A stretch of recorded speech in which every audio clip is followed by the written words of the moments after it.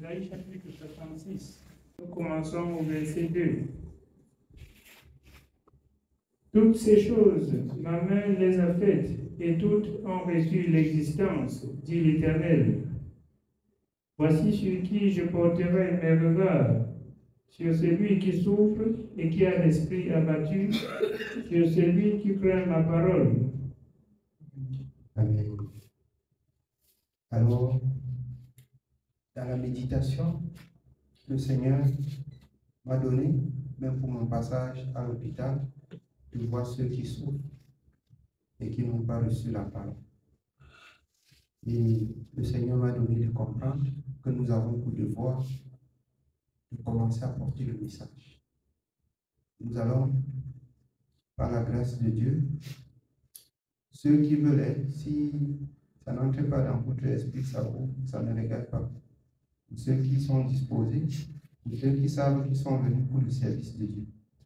Nous allons désormais, après le culte, les cultes du dimanche, ceux qui peuvent aller laisser les enfants avant de revenir, on va aller à l'hôpital, porte par porte, 2 par 2 ou 3 par 3, on va annoncer l'évangile.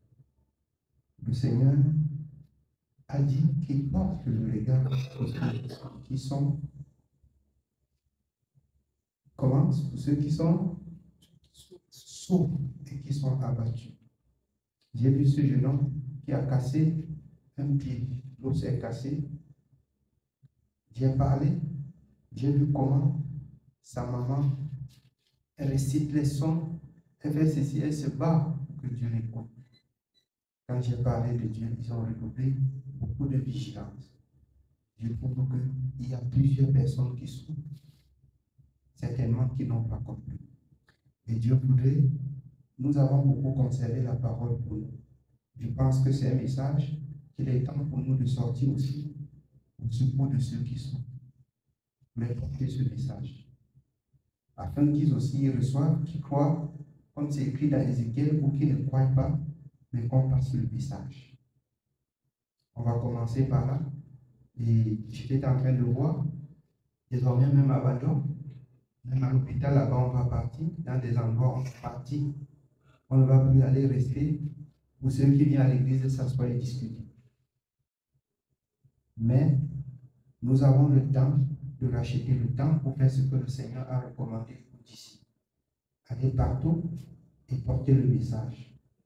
Celui qui croira et qui sera baptisé sera sauvé. N'allez pas vers les...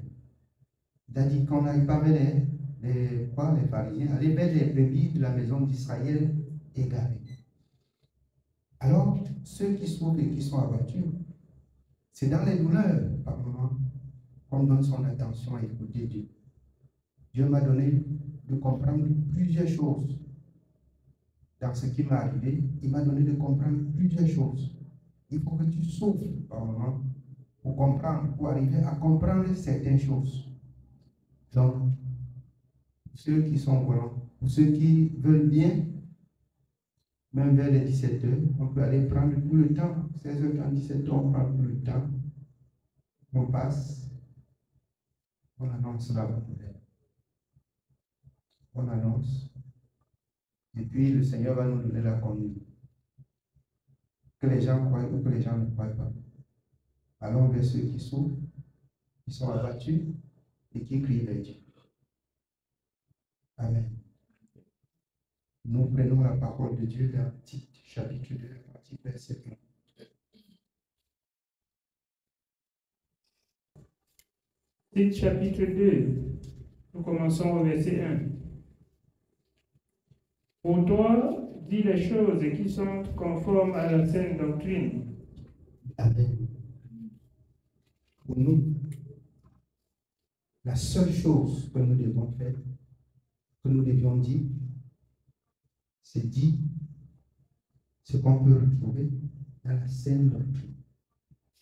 Dites des choses qui sont conformes à la saine doctrine. Qu'il ne sorte de votre bouche aucune parole mauvaise. Dites des choses qu'on va retrouver dans la saine doctrine. L'apôtre Paul donnait des recommandations à Tite. Ne dis pas des choses qu'on va te prendre et tu ne vas pas trouver. Jésus est venu. Le support de son message était dans le message. Avant d'accomplir ce que les prophètes ont dit, il prenait toujours dans le message. Il soutenait chaque chose par sa part. Et c'est pour cela que j'appelle à la vigilance de tous les enfants de Dieu, d'avoir cet état d'esprit, de soutenir chaque chose par la parole. C'est que nous allons avancer avec l'évangile. Mais à un moment donné, c'est nous qui pouvons fermer la porte à l'évangile. Même dans l'ignorance, on peut fermer la porte à l'évangile. Je vous dis pourquoi, parce que le Seigneur, dans le livre de Osée, appelle le serviteur, il envoie d'aller prendre une prostituée. Qui n'a pas encore lu ça? Vous avez déjà lu? Hein? D'aller prendre une prostituée. Le rôle de prendre la prostituée était de faire quoi? Pour passer un message au peuple. Pour passer un message au peuple. Donc, quand on se montre aussi beaucoup limité, quand on se montre aussi beaucoup sage, on perd le fil du message. Laissez-vous traîner, que ce soit par l'esprit comme un enfant. Laissez-vous traîner. Va et prends une prostituée. Et à partir de cette prostituée, le message fut donné à Israël. Le message fut donné à Israël. Donc, ce que ma prière, ce que Dieu nous donne, de marcher par le Saint-Esprit. De marcher par le Saint-Esprit. Une personne de nous, Dieu peut l'envoyer en prison, pas pour qu'il soit prisonnier, mais pour qu'on ait accompli une mission. Il ne faut pas qu'on l'envoie en prison et vous voyez que donc, le frère a été un voleur avant d'être au milieu. Et puis, vous l'abandonnez là. C'est qu'on n'a pas compris. Donc, à chaque niveau là, il faut interroger Dieu. Il faut comprendre. Pourquoi aller jusqu'en prison? Pourquoi aller jusqu'à tel niveau? C'est pour quel message? C'est pour quel message? Et alors, si c'est pour notre péché, on va payer le prix de notre péché. Si c'est pour un message, on aura la suite du message. Oui, bien aimé, on continue. Dit que les vieillards doivent être sobres, honnêtes, modérés, saints dans la foi, dans la charité, dans la patience. Alors, ceux qui sont grands, alors on ne va pas montrer la grandeur, mais la grandeur va se montrer dans la sagesse, dans l'obéissance, dans la conduite, pour édifier ceux qui sont encore tout petits. Pour édifier ceux qui sont tout petits. Saints dans la conduite. Et la recommandation adressée a été à un fils, à un petit, pour annoncer aux vieillards.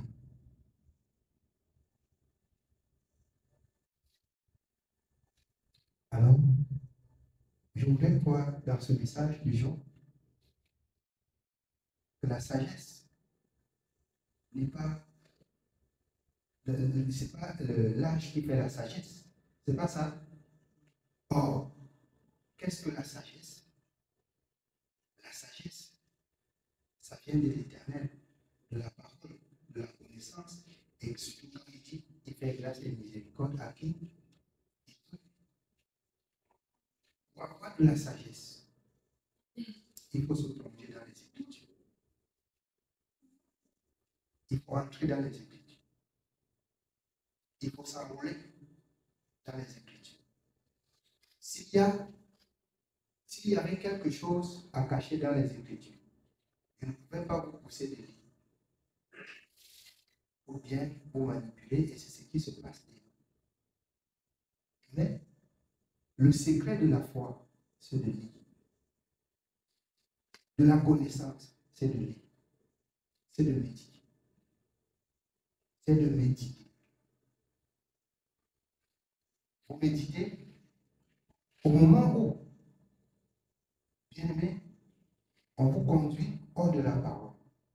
Vous verrez que vous êtes en train de sortir de la parole. Mais si vous n'avez pas de connaissance,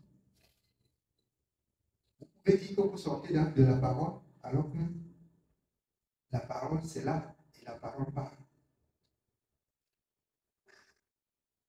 Donc, le Seigneur nous accorde la grâce dans chaque situation qui nous dépasse, met les genoux au sol, on lui demande, quoi telle chose peut aller jusqu'ici?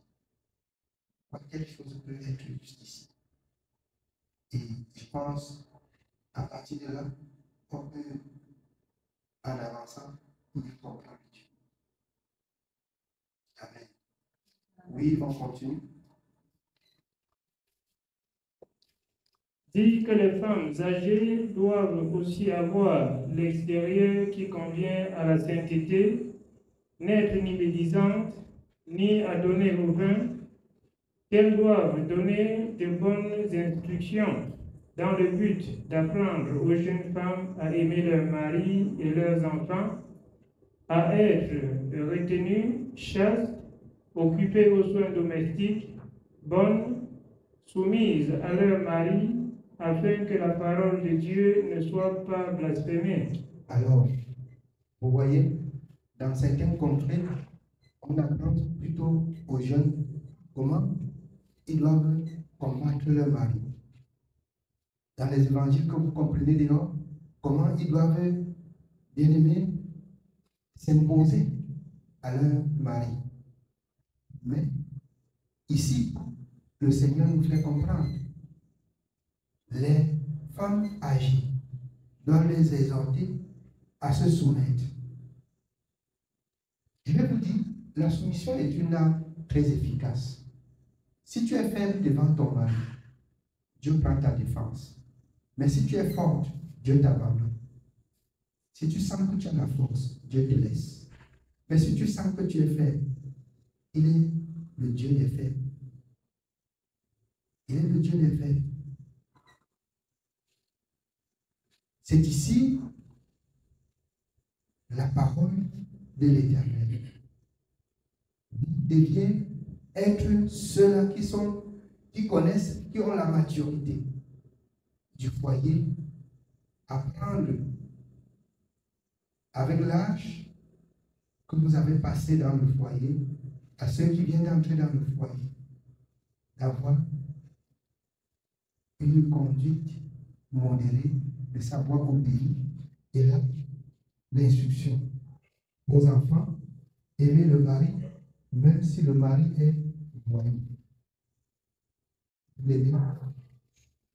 Et alors, ce n'est pas vous qui allez l'imposer la justice de Dieu, mais dans l'amour, vous les enseignez et vous mettez en pratique la parole de Dieu, et Dieu agit.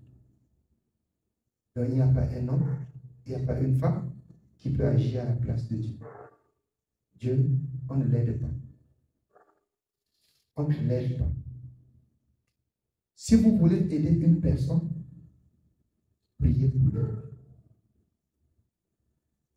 Priez pour lui. Priez pour lui et dites-lui la vérité, selon la parole de la vérité. Amen. Oui, bien. Nous continuons au verset 6.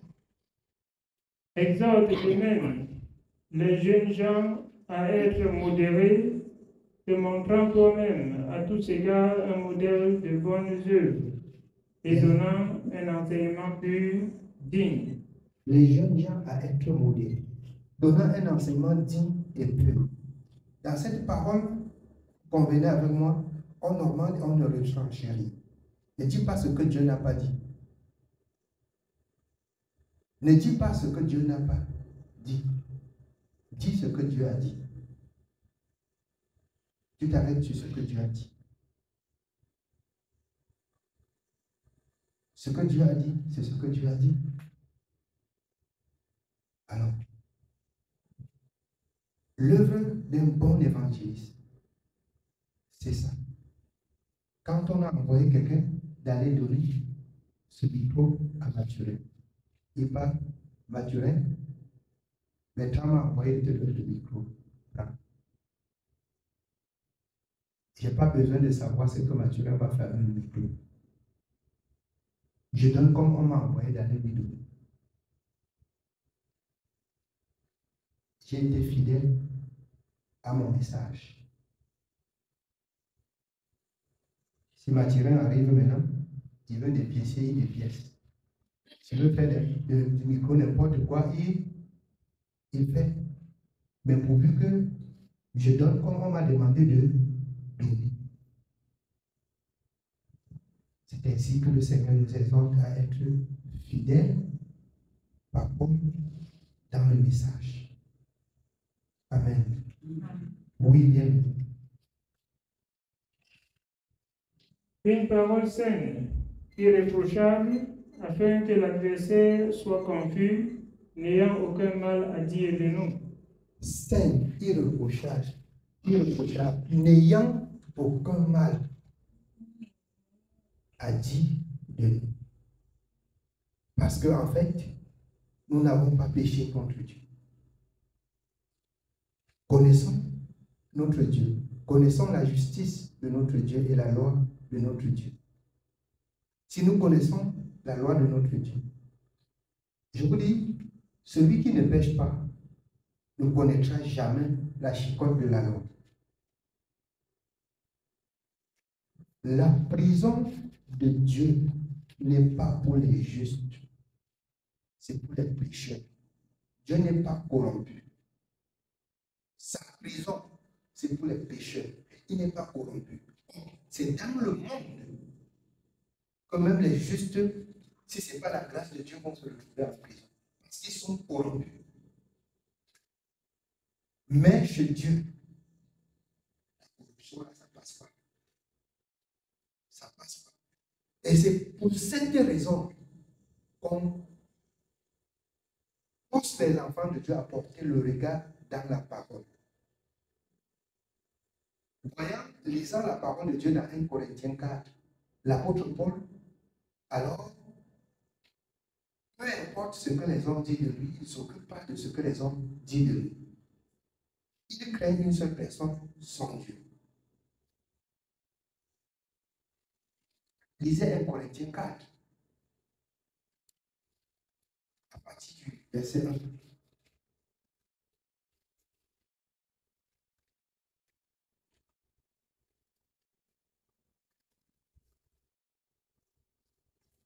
Il y a des dispensateurs, oui. Nous lisons 1 Corinthiens chapitre 4. Nous commençons au verset 1.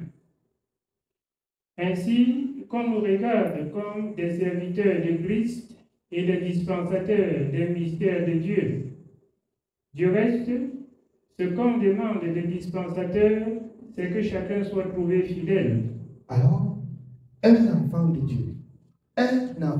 Dieu, qui a reçu l'Esprit de Dieu, qui craint Dieu, qui ne pêche pas contre Dieu. Faites attention de porter un jugement. Si Dieu ne le condamne pas, tu le condamnes. Tu es mort. Alors, ce qui est des dispensateurs, il faut que chacun soit trouvé fidèle. Alors, si ton frère a péché et que tu lui reprends et qu'il se repent, la seule bonne chose, c'est que tu as ramené un pécheur. C'est que tu as ramené un pécheur parce que tu as doigté qu'il est en train de se perdre. Mais quant au jugement, c'est la parole qui juge. c'est la parole. Oui, on continue. Nous continuons au verset 3. Pour moi, il m'importe fort peu d'être jugé par vous ou par un tribunal humain. Je ne me juge pas non plus moi-même, car je ne me sens coupable de rien. Alors, ici, c'est l'apôtre Paul. Je ne me sens coupable de rien. Je ne me juge pas non plus. Je trouve que je n'ai pas péché contre Dieu. Alors, mais pendant ce temps, on est en train de crier sur lui. Pendant ce temps, il est au service de Dieu. Il est dit, ça veut dire, je ne me juge pas, je ne me sens pas coupable. Je suis au service de Dieu. Oui, bien aimé, qu'on rentre dans le titre.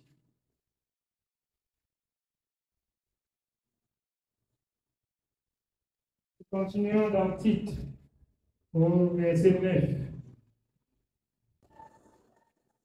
Exhorte les serviteurs à être soumis à leur maître, à leur plaire en toutes choses, à n'être point contredisant, à ne rien dérober, mais à montrer toujours une parfaite fidélité, afin de faire honorer en tout la parole de Dieu notre Sauveur. Car la grâce de Dieu, source de salut pour tous les hommes, a été manifestée.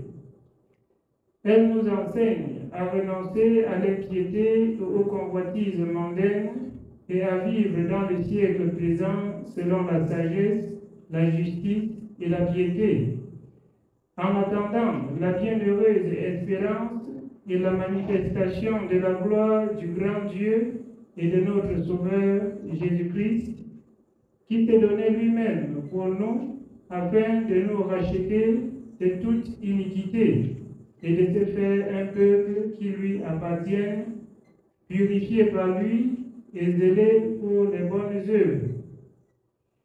Dites ces choses, exhorte et reprend avec une pleine autorité, que personne ne te méprise. Amen. Amen. Que Dieu soit béni. C'est le message de ce soir. Amen.